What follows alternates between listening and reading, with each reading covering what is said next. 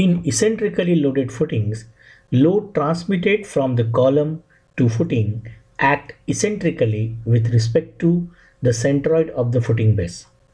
This eccentricity E may result from one or more of the following effects. First, when the column transmitting a moment m in addition to the axial vertical load P. Here, eccentricity E is equal to moment m divided by axial load P. Second, when the column transmitting a vertical load P at offset E with respect to the centroid of the footing. And third, when the column transmitting a lateral force H located above the foundation level in addition to the vertical load P. Now, let us consider the column transmitting axial load P with uniaxial moment M. Here, addition of moment will result in additional loading eccentricity E. If this eccentricity lies within the middle third of the footing, means value of eccentricity E is less than or equal to L by 6. Then the entire contact area of the footing will be subjected to a nearly varying non-uniform upward soil pressure. But if the eccentricity is outside the middle third of footing, means eccentricity is more than L by 6. This results in negative Q minimum value. Therefore, area of a footing from zero upward pressure to negative pressure will be in no contact with soil. Hence, the footing area will be increased to bring eccentricity within middle third of the footing.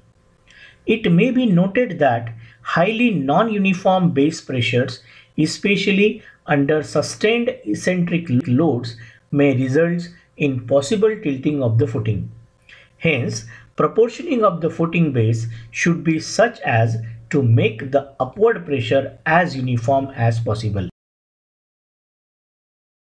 When the applied moment M is entirely due to dead loads, then its magnitude and direction are fixed. Hence, it is irreversible. Then we can laterally shift the footing base relative to the column to make the effective eccentricity in loading nearly equal to 0. Here, the moment is clockwise. Hence, the footing can be shifted with the distance equal to eccentricity E to the right side of the column axis. This will make the uniform upward pressure distribution. So, let us learn the complete design of this type of eccentric footing with the help of numerical example as per IS 456-2000 code provisions. So, watch this video till the end to understand the design concepts in most simplified way. Subscribe this channel and press the bell icon so that you can get all the notifications of new videos. So, let us design an isolated footing for a column 300 mm by 500 mm which transmits a factored axial load Pu equal to 1000 kN and factored uniaxial moment MUX equal to 120 kN meter due to dead load with respect to the major axis of the column base.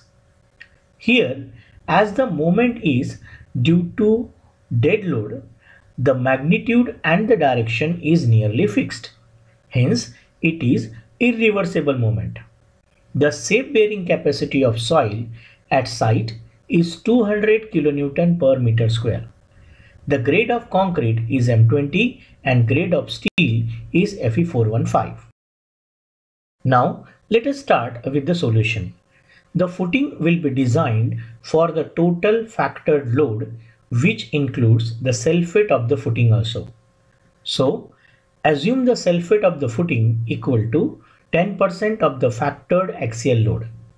Hence, total factored load is equal to 1100 kN. Let us compute the minimum required area of a footing by dividing the total factored load with factored SBC of soil. We can get factored SBC of soil by multiplying SBC of soil with load factor 1.5. After solving, we get it equal to 3.67 meters square. In next step, let us find out the size of footing. The length and width of the footing can be proportioned based on footing area required. Let x is the overhang of the footing from the face of column. Consider equal overhang in all four directions as shown in figure. Hence, length of footing equal to 500 plus 2x, while width of footing equal to 300 plus 2 times x. Compute the overhang x by equating area of a footing with the area of a footing required. Here we get the value of x equal to 759 mm. Round up this value on higher side, which is equal to 800 mm. Get the length and width of the footing by substituting x. We get length equal to 2.1 meter and width 1.9 meter. Therefore, the area of a footing provided is equal to 3.99 meter square, which is more than required area. Here, as the column is transmitting a irreversible moment in addition to the axial vertical load, the loading acts eccentrically with respect to the centroid of the footing base.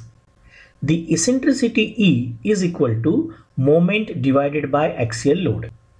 To make the effective eccentricity equal to 0 and uniform upward pressure distribution, we can horizontally shift the footing base relative to the column.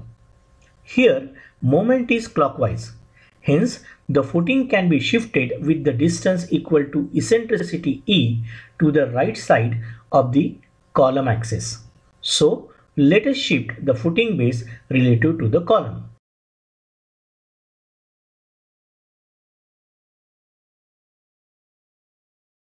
In next step, calculate the net factored upward soil pressure by dividing the factored axial load from column with area of a footing provided.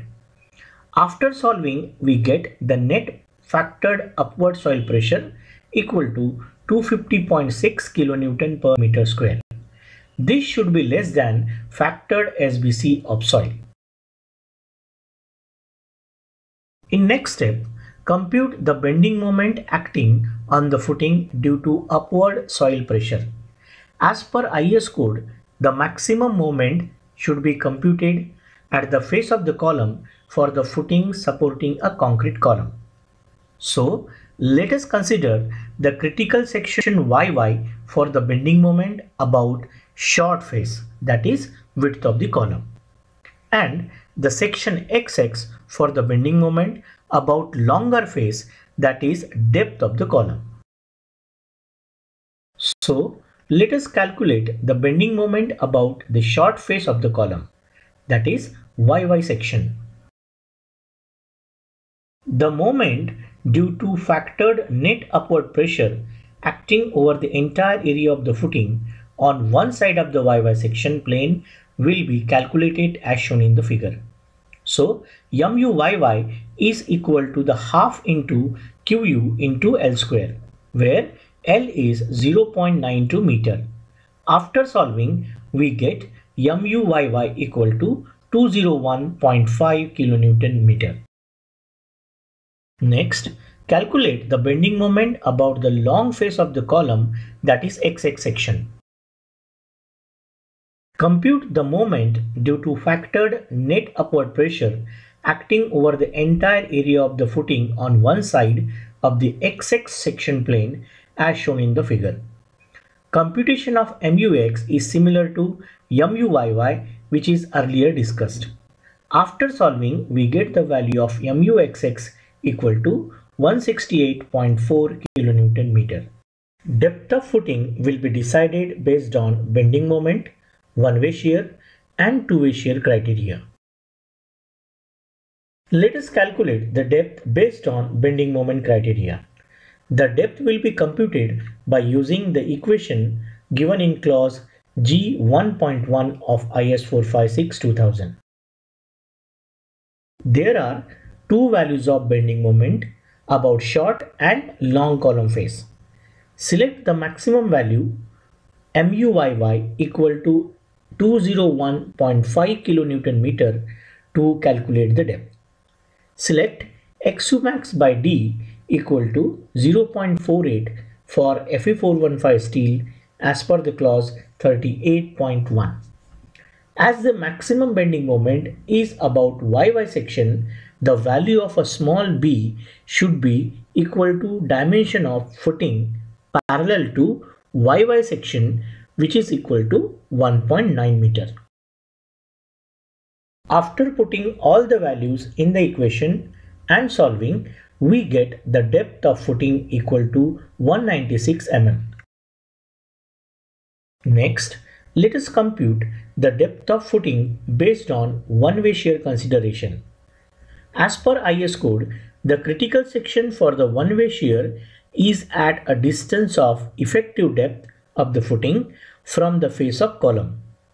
Let section YY and section XX are the critical section along short and long face of the column respectively. Hence, compute the shear force about YY and XX section. Compute the shear force due to factored net upward pressure acting over the entire area of the footing on one side of the YY section plane as shown in the figure. Hence, VUYY is equal to QU into L, where L is 920 minus D mm. Here, effective depth D is unknown. As the QU is the pressure, it should be multiplied by the width of the section. After putting all the values and solving, we get VUYY in terms of effective depth D. Next, compute the shear force at section XX. The shear force due to factored net upward pressure acting over the entire area of the footing on one side of the XX section plane as shown in the figure.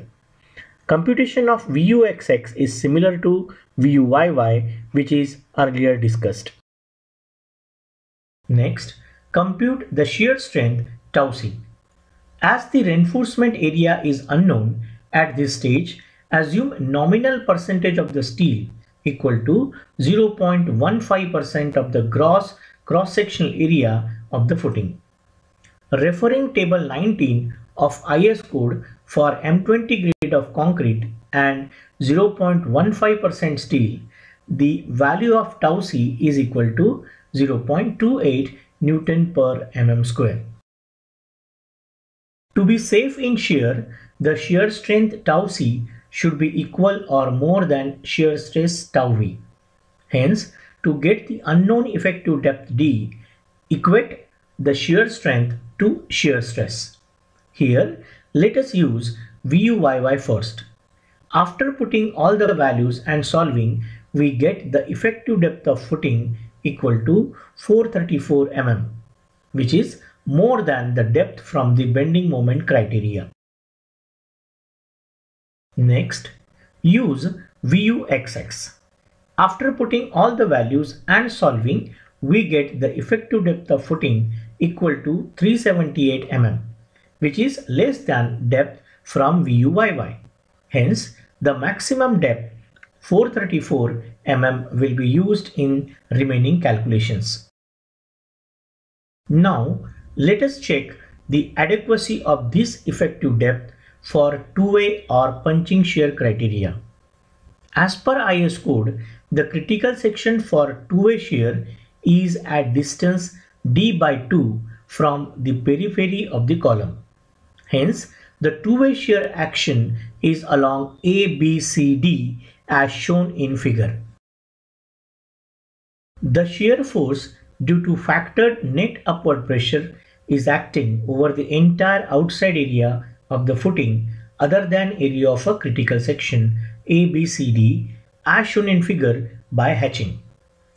This will be computed by multiplying net factored upward soil pressure with hatch area. The hatch area can be calculated by deducting area of a critical section ABCD from footing plan area.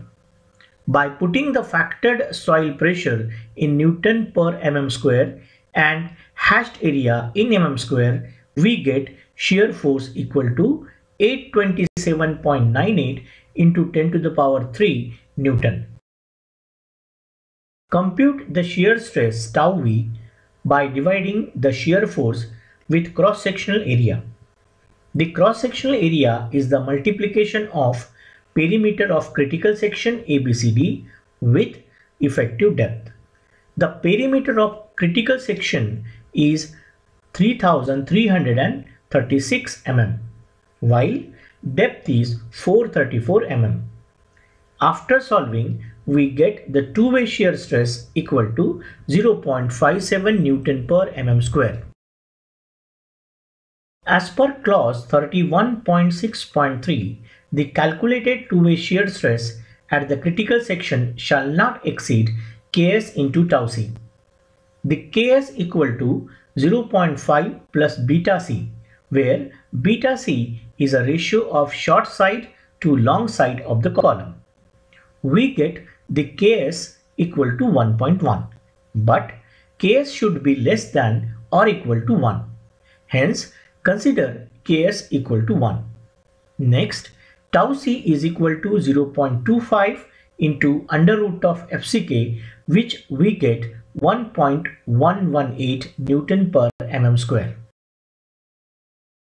Therefore, allowable two-way shear strength Ks into tau c equal to 1.118 Newton per mm square. This is more than shear stress tau v. Hence, we can say that the effective depth is adequate for two-way shear. Now, finalize the depth of footing. Assume clear cover to reinforcement bar equal to 50 mm and bar diameter equal to 12 mm. Hence, the effective cover to long lower tire bar is calculated as 56 mm, while the effective cover to short upper tire bar is 68 mm. Assume total depth equal to 550 mm at column face and keep the same depth at the end as it is a pad footing.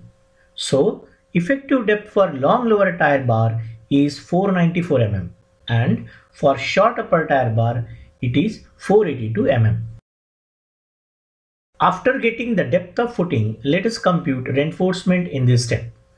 The area of a steel required for the designed bending moment can be calculated by referring the formula given in clause G1.1b, annexure G. This formula results in quadratic equation. So, you need to solve the quadratic equation to get the value of area of steel. Otherwise, you can also use the simplified equation number 2 to calculate area of a steel. Choose the equation number 2 for reinforcement calculation. In previous step, the bending moment about short face of the column MUYY and long face of the column MUXX were computed. Hence, it is required to compute the steel for MUYY and MUXX. So, let us compute the required steel for MUYY.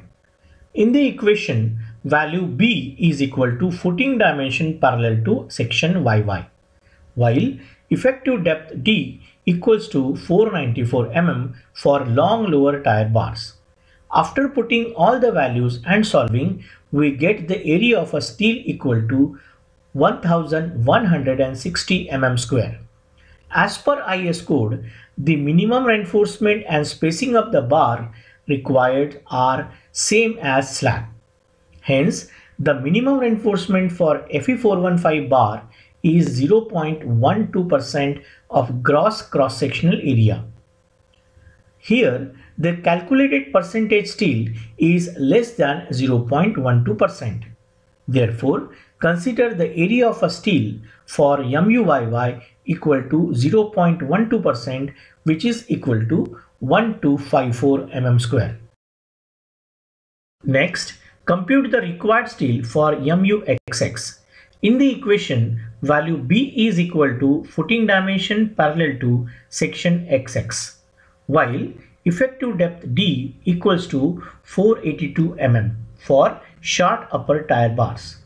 After putting all the values and solving, we get the area of a steel equal to 988 mm square. Here, the percentage of a steel PT is equal to 0.085%, which is less than minimum percentage of Fe415 bars in footing. Therefore, consider the area of a steel for MUXX equal to 0.12%, which is equal to 1386 mm square. Let us fix the diameter and number of bars to be provided along the length, that is long lower tire bars. Select the 12 mm diameter bar. The cross-sectional area of this bar is 113 mm square. Therefore, number of bars equal to 12. Considering the end cover on both sides of the bar as a 50 mm, the spacing of the bar is 163 mm. Next, fix the diameter and number of bars to be provided along the width of footing, that is short upper tire bars. Select the 12 mm diameter of a bar, so number of bars are equal to 13 and the spacing of bar is 166 mm. Finally, let us summarize the design and the reinforcement detailing. An eccentrically loaded isolated pad footing is designed with M20 grade of concrete and Fe415 steel. The width of footing is 1900 mm, the length is 2100 mm and the depth is 550 mm. 12 number of 12 mm dia bars are provided in long lower tire and 13 numbers of 12 mm dia bars are provided in short upper tire. If you like this video, then share your thoughts in comment section, subscribe this channel and press the bell icon to get the notification of such interesting videos for visual and simplified learning of various civil engineering topics.